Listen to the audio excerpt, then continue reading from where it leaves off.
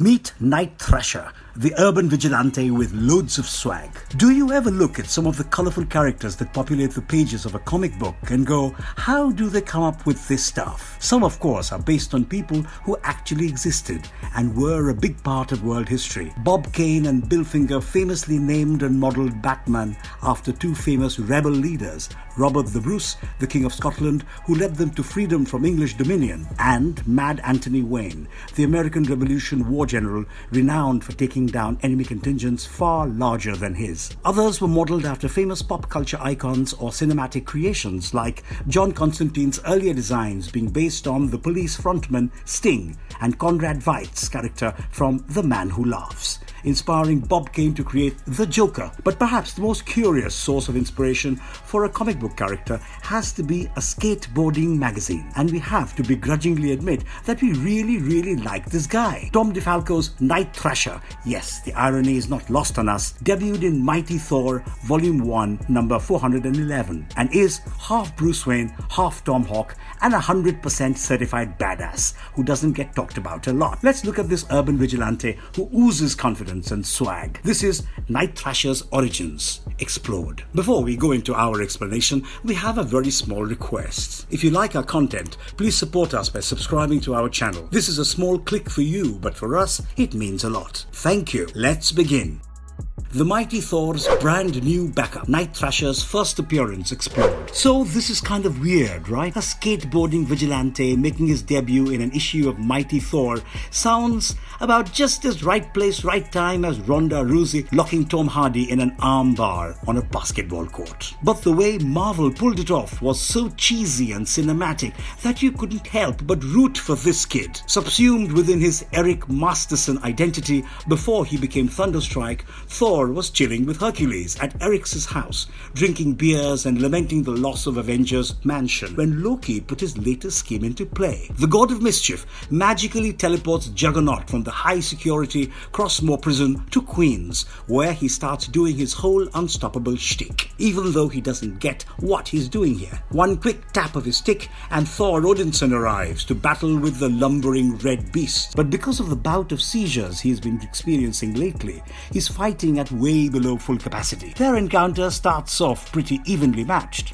with Thor and Juggernaut exchanging hefty blows and the God of Thunder decrying his opponent's destruction of personal property as worthy of an Asgardian beatdown. Go figure it out. But soon enough, strength starts slipping from his body, and as he's getting thrashed around like a rag doll, his plight is witnessed by a young Richard Rider, who calls in his team because it's time for them to act. In a spread that plays out much like a movie montage, we see single panel reactions from each member of Ryder's team. But every team has that one breakout star, and this team's breakout star is Night Thrasher, who gets a full-page all-star introduction, courtesy his adoptive guardians, Andrew Cord and Ty. He vaults off his training apparatus and leaps directly into action, stopping the Juggernaut dead in his tracks alongside his team of new warriors. Night Thrasher and his cohorts were able to, eventually, subdue Juggernaut and go on to become one of the most underrated superhero teams in Marvel history. But how did this kid end up living the vigilante life? Let's find out. From Orphan to Vigilante, the tale of Dwayne Taylor. To talk about Dwayne Taylor's rise from orphaned kid to one of the most unsung black superheroes in Marvel history, we have to take things way back to before he was even born and talk about his dad first. Everything about Daryl Taylor's life seemed to embody the American dream. As a young man, he served in the US Army, rising to the rank of lieutenant and serving in the Siang Kong War. He was married to his high school sweetheart at the age of 18. When he came back from the war, he became highly involved with the civil rights movement alongside his wife Melody. He became a lawyer and started working with the Office of Associate Justice of the U.S. Supreme Court, Thurgood Marshall, the first African-American judge to earn a seat in that prestigious office. Melody's outspokenness against the McCarthy Commission had earned her nationwide fame as a fighter for minorities' rights and a representative of women all across America. The couple managed to use Daryl's family inheritance to build a billion-dollar empire called the Taylor Foundation and had a beautiful baby boy together, whom they named Dwayne. Unfortunately, they wouldn't live to see him grow into manhood because one fateful day the wealthy couple would be gunned down in cold blood. and the only witness to the event would be a young Dwayne Taylor. The sheer trauma that this event evoked for him, coupled with the crushing loss of his parents, drove him towards the path of imparting his own brand of brutal justice upon the criminals of Queens.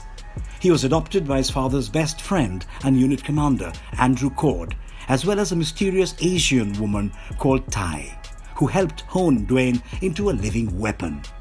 Over the course of his entire childhood, Taylor became proficient in multiple forms of martial arts and hand-to-hand combat techniques, while training his body to achieve peak physical conditioning. Cord and Tai helped run Taylor Foundation for young Master Dwayne, as he prepared to embark on his path of justice and vengeance. Taking on the name Night Thrasher, he started off his crime-fighting career without a costume and befriended two other teenaged vigilantes like himself, Silhouette and Midnight's Fire. The trio began cleaning up their neighborhood one block at a time, and Night Thrasher and Silhouette even began a relationship over time. But nothing lasts forever, and one fateful day, Midnight's Fire and Night Thrasher go from being blood brother to bloodthirsty enemies after getting into an argument over how to deal with a drug bust. Silhouette ends up taking a bullet to the spine in the process and becomes paralyzed from the waist down. Both men blame each other, and Midnight's Fire leaves a gnarly gash on Dwayne's face as a parting gift, causing him to create the Midnight Thrasher Mark I armor and begin his one-man war on crime in earnest, targeting all felonies committed by both humans and metahumans. Betrayal, Prophecy, Civil War, and Death. Major story arcs featuring Night Thrasher. After spending a few months fighting crime by himself, Night Thrasher started reminiscing about the days he spent with Fire and Sil, and so he began assembling a new unit to fill that void. Dwayne personally recruited every member of the New Warriors. We've spoken about their debut appearance already. Let's talk about their implosion. Rather, the fact that Night Thrasher's obscure family history would have led to the end of the world, and if he didn't leave New Warriors, he wouldn't be able to save it. See, back when Darrell Taylor was serving in the Siang Kong War, the Half-Fulls came across an ancient and mystical temple in Cambodia, dubbed the Temple of the Dragon's Breath. It was home to a secretive cult whose existence wasn't even privy to the Mandarin. The leader of that cult offered the 6 members of Darrell's unit the chance to marry 6 brides in a mystical ceremony that would see their children become conquerors of the known world in the future. While 5 of them accepted the deal and formed a pact with the occult leader, Darrell rejected it and left the temple with his honor intact. Though things wouldn't stay that way forever. This would turn out to be his greatest mistake, however, as it was this rejection that sealed his family's fate. During his time with the New Warriors, Night Thrasher figures out the truth about why he can always remember the night of his parents' death, but not the face of the killer. It's because the killer was with him all along, helping raise and hone him into a lethal weapon. Yes, ladies and gentlemen, Andrew Cord is the man who killed the Taylors that fateful night. And he did it on the order of the leader of the cult of the Dragon's Breath, who is revealed to be none other than Tai. As it turns out, the cult has always had a prophecy. There would come a time when Westerners would arrive at their secret temple and mate with 6 of their chosen ones, thus bearing the offspring who would come to rule the world. But Tai was a greedy dragon and wanted all the sheep for herself. So she orchestrated the creation of the Pact, so that she could one day kill the children of the Pact and usurp their powers and fulfill her own destiny as the mighty despot of all creation. To this end, she made Night Thrasher the conduit of her plan and altered his memories to make him forget all about the circumstances surrounding his parents' death and make him strong enough to survive the ritual. The one thing she doesn't anticipate is his preparedness. Night Thrasher is nothing if not prepared. His contingency plans have contingency plans, and so, in a stroke of genius, he defects to the folding circle and infiltrates the location of the well of all things, neutralizing circle leader Diego's avarice-riddled plans for the power source while killing off Tai alongside his warriors. This betrayal earned him the eternal enmity of the folding circle, which comprised all the children of the Pact, especially Midnight's Fire. For a while, he continued on his adventures with the New Warriors, but quickly became distanced from them, given their ethical stance on crime fighting and his increasingly deteriorating views on the well-being of criminals. During this time, he befriended Rage, another African-American vigilante just like him. Dwayne identified with Rage, brought him into the New Warriors, and eventually even became his adopted father. Although Rage looks like a buff 30-year-old, he's actually just a teenager.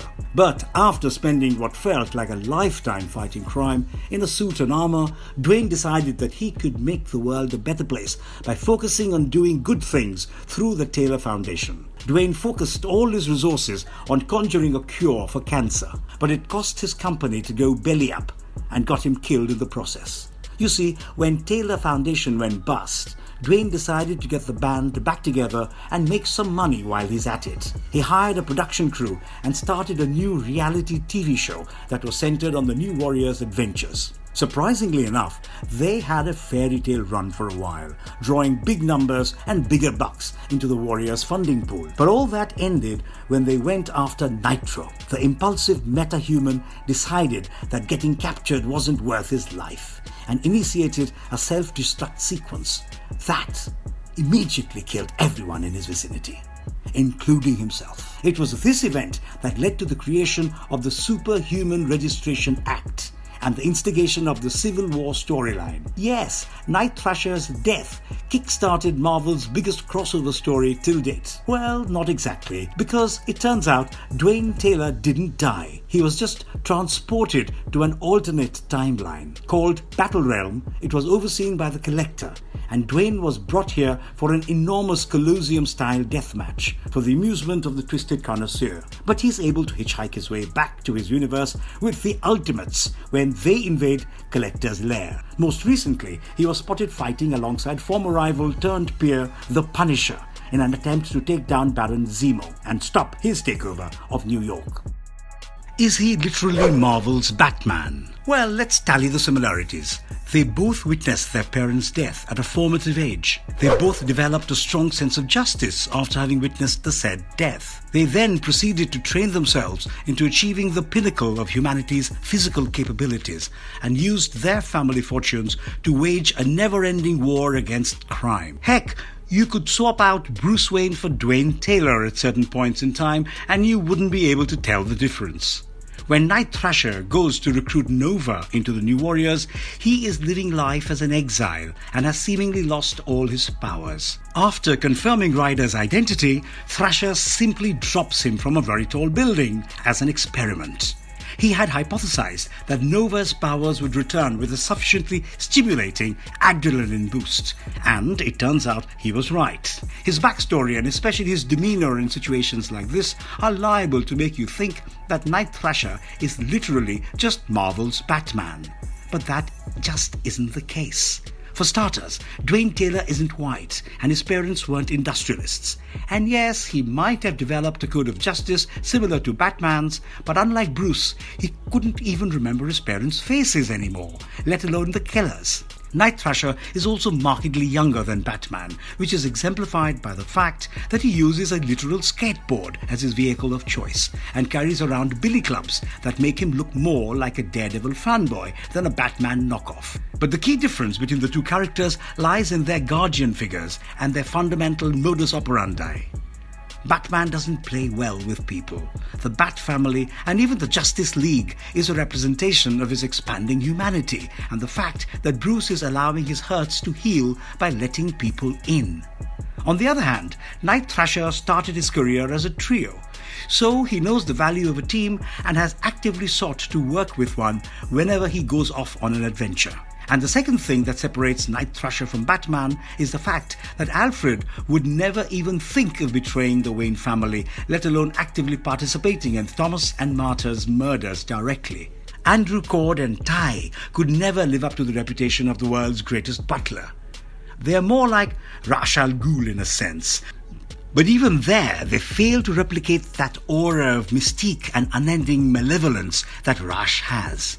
On the surface, it looks like Night Thrasher is just a version of Batman who is really into skateboarding and has a cool ninja-style suit. But once you take a deeper look into his story, you'll realize that they have key differences in their respective superhero journeys that set them completely apart from each other. What makes Night Thrasher so dangerous? Yes, he doesn't have any superpowers to boast about, but don't let that trick you into thinking that you can use that to get inside Night Thrasher's head. Literal telepaths have tried and failed, and you, my friend, are no mutant. Dwayne Taylor has spent his entire life training to defeat criminals, and he's had to do a lot of training to be able to keep up with them, conditioning both his body and mind. He's a physical specimen at the peak of human strength and functionality. When we first see Night Thrasher, he is hanging off gymnastic rings hung way above the ground like it was no big deal, displaying his athleticism and flexibility in one full swoop. His reflexes were honed to a razor-sharp edge. Taylor also learned multiple forms of martial arts while traveling across the globe, giving him a unique offensive style that was capable of stalemating the Punisher, one of the best hand-to-hand combatants in the Marvel Universe. Dwayne is also a tech wizard, capable of hacking into ultra-secure databases with ease and inventing some rather ingenious gadgets and devices which he uses in his fight against crime to great effect. His skateboard is an ultra-durable method of transportation and weapon and shield. It's made out of fiberglass and has extremely sharp blades attached to the ends, making every ollie he executes a potential cause for homicide. Dwayne has loaded his arsenal to the brim with weapons that can help him deal with any scenario with the kind of intensity it demands. He can use his spurge axe to blow out tires, ball bearings to trip foes, or just blow up an entire building using his napalm gel. Not only that, Dwayne has also created at least 3 versions of the Night Thrasher's armor, each of which came with heavy-duty protection for Taylor, as well as hidden weapons and secret compartments that could turn the tide in his favor at any given moment. Night Thrasher's suit was invulnerable to conventional damage from bullets, blades, and fire. It allowed him to camouflage himself and blend with his environment, and was equipped with a computer system that kept him apprised of the situation at all times. It came with grappling hook-launching gauntlets and a chute that could save him from an Assassin's Creed-style leap of faith. His suit had custom-built jet boots, for crying out loud. Everything about Night Thrasher's suit was tailor-made for combat, and that's what made it so dangerous to encounter him. You never know what he's going to throw at you, and even if you do, you probably won't be conscious long enough to do anything about it. Night Thrasher's modus operandi is made clear by his superhero moniker. By day, Dwayne Taylor is the upstanding CEO of Taylor Foundation, who is committed to furthering his family legacy. It's when the sun goes down that criminals all over Queens begin to cower in fear of the Night Thrasher.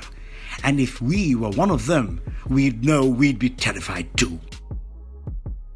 Why the Night Thrasher deserves more recognition. Marvel Comics often gets flack from the larger comic book community for copying DC for its success. Darkseid and Thanos, Deathstroke and Deadpool, Batman and Iron Man. These are just some of the characters that DC fans have often accused Marvel of duplicating to bolster their own roster of superheroes. But the one thing Marvel has over DC is diverse representation, and by that metric, Night Thrasher is one of the most significant characters in comic book history due to his ethnicity alone. Marvel has constantly highlighted its diverse cast of characters in a way that organically incorporates their stories into the continuity, whilst also treating that community with the respect it so rightfully deserves. Doesn't it make you happy knowing that for once there's a billionaire person of color in the Marvel Universe that isn't Black Panther or a Wakandan? And however cheesy you might find the whole skateboarding shtick, we actually think it makes him unique. It leans into his youthful and rebellious spirit, there's no denying that, but it also shows this gritty, street-savvy side of him that we can't help but relate to. Night Thrasher is like an amalgam of all your favorite human superheroes in the best way possible, because as opposed to sullying his predecessors, his actions elevated everything they've done to pave the way for a generation of younger superheroes within the continuity, and younger readers outside of it. They've shown that regardless of who you are, where you were born, or how your life turns out to be, justice and the pursuit of it should always be relentless. Because once you start slacking, there is no guarantee that you will receive your just dues. And that, my friends, is something no one should be content with. And if you liked our content, don't forget to leave a like and subscribe to us if you haven't already. Have a good one and be safe. Thanks everyone.